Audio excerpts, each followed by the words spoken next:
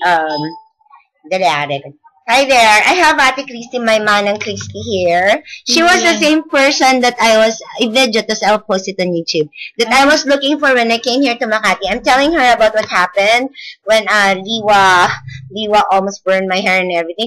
Doon ako sa natutulog, manang. Sa barangay, sa bangko. Tapos nung nagpunta ako dito sa barangay, kilala ka nga nila. Nung mga tiga-barangay, dito sa Olympia. Ngayon, sabi ko, manong binugbog kasi ako. Meron pa ako ng dugo-dugo yung shorts ko. Tapos wala akong pera, pinautang ako ng manong dyan ng 20 pesos. Kasi naglakad ako mula Pasig hanggang dito.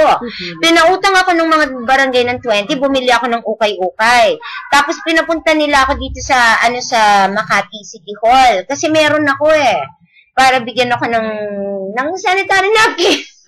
Kasi natatawa sila, bumili ka na lang ng napkin na maliit. Sabi ko, hanapin ko si Ate Christy.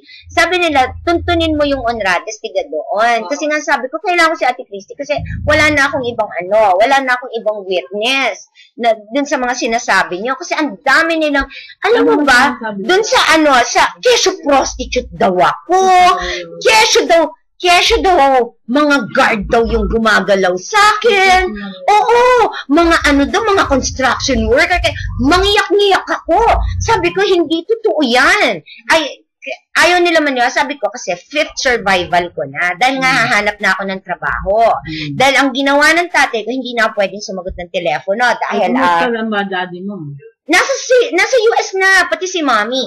Dahil nga, may nanghaharas sa akin, girlfriend nung kanuna, ewan ko, putang inang kapal ng mukha. Sabi ba naman, kinuha nila lahat ng gamit ko. Sabi ko, excuse me, analyst ako. Di ba naalala mo na nakasuit ako palagi? Nung nagtatrabaho ako dyan sa Makati, di ba analyst ako noon, nandito kami nila Jojo. Tapos, naabutan mo yung asawa kong una, si Jay, yung mataba. Tapos, yung sumunod si Jojo, yung gwapo, di ba? Pinagpipilitan nila na daw ng mga houseboy. Tapos, sabi ko, hands up na ako. Ito yung Ate Christy ko. Pati nga sila. Sabi ko, totoo. Kasi akala nila schizo ako, nag-hallucinate ako na ako may-ari dati ng PMS. Sabi ko, kaya marunong ako, di ba si Jimenez? Naalala mo si Jimenez? Yung employer natin, si Jimenez. Customer ko daw yun. Prostitute daw ako nung Jimenez. Sabi ko, kliyente namin yun sa personal management service. Ang kakapal. Kasi nga, hinahire ako ng Goldman Sachs sa USA yun. Tapos, inintriga, prostitute daw ako, ganyan. Di binugbog nga ako ni Nikki. Sabi ko, namatay, ni Liwa. Tsaka ni Namit. Muntik na akong mamatay 2 beses. Halos baliin yung leeg ko. Oo! Tapos nakita ko sila Edna. At sabi ko, binubugbog na lang ako ngayon. Alam mo, gutom na gutom ako noon. Halos, alam mo yung kinakain ko, 1 beses lang kasi magpakain ng barangay. Madaling araw, 2:00. Sa wala na akong pagkain. Kumakain ako yung mga tira-tira sa hypermart kasi talagang gutom na ako. Tsaka nahuli akong nagnanakaw ng pagkain. Kaya nahuli akong nagnanakaw. Tapos muntik na akong ma-rape ng gwardya. Sila Romel lang may-ari ng security agency. Tinadyakan ko talaga yung titi ng gwardya. Tapos ang gusto nila, nakantot daw ako ng gwardya. Sabi ko, nagpunta ako ng Partas. Hindi ba naalala mo yung ikaw nagbitbet nung papunta kami ni Romel ng Ilocos? Yung anak ni Chavit, naalala mo yun? Di ba, dinalan mo ako ng damit sa Partas dahil pauwi kami ng Bigan noon. Ngayon, di ba boyfriend mo yun? Oo, boyfriend ko yun.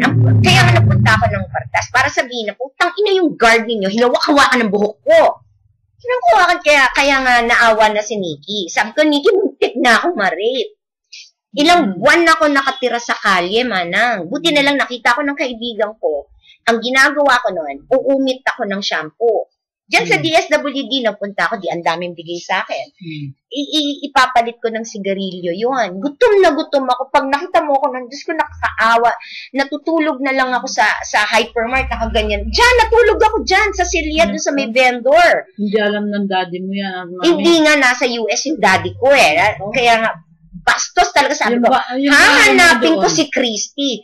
Mga walang hiya kayo, mga walang utang na loob kayo, allowance ko, binigay ko sa inyo. Nag-hallucinate daw ako, hindi daw totoo. Putang ina ninyo. Kapal, pati daw si Jimenez, prostitute daw ako ni Jimenez. Gusto ko siya sampalin. Sabi ko, yung lola ko ang may-ari ng agency. May allowance ako sa lola ko, may allowance ako sa mga asawa ko, kaya hindi ko alam kung anong pinagsasabi niya, putang inang yan. Sabi ko, palagay ko, ampon lang ng lola ko. Hindi ba may ampon ako noon ng mga dancer? Yung mga inaampon ko, yung mga napupulot ko sa mga bar na naawa ako. Sila pa ngayon ang sisira sa akin, mga walang utang na loob. Bastos! Binigyan na nga ng allowance, pinakain na nga, pinatira na. Babastusin ka pa? Sabi ko nga sa kanya, iharap mo sa akin yung putang ng Jennifer na yan. Dahil kung hindi dahil sa akin, putang na, baka wak na yung ano niya ngayon. Sabi ko, binigyan namin, pinakain namin, pinatira namin sa bahay. Ako pa nagpa-hospital sa kanya, ang kapal ng mukha niya kung magsalita siya. Kapal. Pero sinang tao sa Pasig? Si Pasig, sinamit nila. Kasi kinuhanan ni Namit yung opisina sa akin. Dapat may agent, dapat yung isang telepono sa akin. Yan, isang telepono kay Namit. Eh, si Namit ayaw niya. Ang gusto niya siya lang. Rinereklamo pa ako sa barangay. Kasi, naintindihan ko, masungit ako. Kasi there was one time, isa lang yung rice cooker. Sabi ko, huwag kayong kukuha, hindi pa kumukuha sila hindi pa kumukuha. Di kumuha sila ng kanin. Eh, di nagalit ako. Sabi ko, huwag mo na kayong kumuha ng kanin, hindi pa kumakain yung mga iba. Di ba? Kung sino yung may-ari ng bahay, sila dapat ang mauuna. Di ba? Kasi sinabi ko na sa kanya, huwag gagalawin yung dyaryo. Kailangan mauna kami. Ako, o si Ike, o si Boogie. Di ba? Ay, nako, bukas sila ng bukas ng dyaryo. Di nagalit ako. Pinabarangay ba naman ako? Namin. Nung mga katulong. Ay, buo. Sabi ko, kaya akong binubugbog doon. Sabi ko, excuse me. Kaya sabi ko, ayoko na.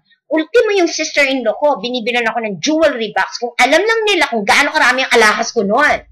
Kaya daw ngayon lang ako nakaranas ng, kasi nga, nag-a-analyze ako, di ba? Sabi ko, mentor ko si Mr. Jimenez, nagtrabaho ako sa All Asia. Nagtrabaho ako sa Compan. Kaya alam ko yan. Ang gusto nila, prostitute daw ako. Sabi hindi ako prostitute. Sabi ko, kaya ako pinadala ng regalo. Kasi ako yung naka-analyze, naka-predict ng naka-predict ng LinkedIn shares.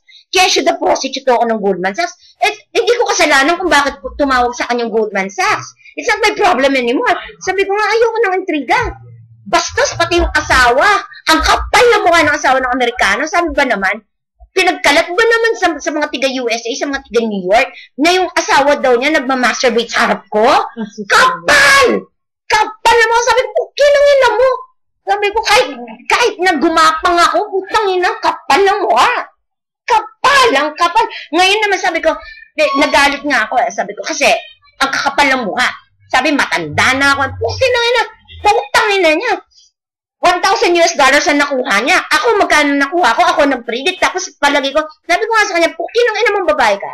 Baka pati linalaman mo, galing sa pre-profit niyang putang inang Bob Pepito na yan sa pinaghirapan ko. I'm still talking to Christy. I'm going to do this. Kapal ng mukha. Kinang inang babaeng girlfriend ni Bob Pepito na yan. Kailangan dyan, isaksak niya sa bunganga niya yung wifi ko, isaksak niya sa puwet niya, ang dipstick ko, isaksak niya sa poke niya, lahat yan sa teso, saksak niya! Tangina niya, kapal na mukha. Palibasa mga prostitute. Kesa na marami na, putang na, hindi ko nga alam kung anong kumantot sa cookie niya. Ako may asawa ako. Wala. Puro kayo indot, iyot, kantot. Nagmana ako sa lola ko. Ganyan magsalita yung lola ko. Iyot, hindot, kantot.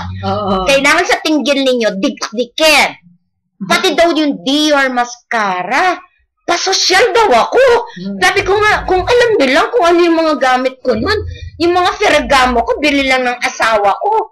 Yung lola ko, ang yabang ko daw. Kaya siya pa hotel pa daw ako. Sabi ko, lumaki ako na nag-hotel Hindi ba? Twin lunch Manila Hotel. Ang yabang ko daw. Sabi ko, ano magagawa ko? Yung lola ko panay hotel. Di ba? Ano magagawa ko? That's not my problem anymore if I'm used to hotels. Tapos, nagsisinungaling daw ako, hindi daw totoo na may kabayo ako. Hindi daw totoo, di ba may kabayo kami sa Antipolo? Dalawa. O yan, tanungin mo, sabihin mo sa kanila may kabayo ako sa Antipolo. Yan, Manang Christy ko yan, may kabayo ako sa Antipolo, dalawa. Kaya ewan ko kung sino yung putang inang poking na yan. Iloload ko sa YouTube, panoorin niyo. Mamaya na. Dahil putang ina niya, hindot, iyot, kantot, saksak mo sa poking mo, yung dollars ko, saksak mo sa puwet mo ang lipstick ko, saksak mo sa bunganga mo, ang wifi ko. pati Dior mascara ko, isusubsob ko sa mata mo, dapat sa tinggil mo, dinidikdik, putang ina mo, magpakantot ka na lang dyan sa ano, may asawa naman yan. Dapat sa'yo, kinakantot sa puwet, hanggang sumabog ang puwet mo. Goodbye.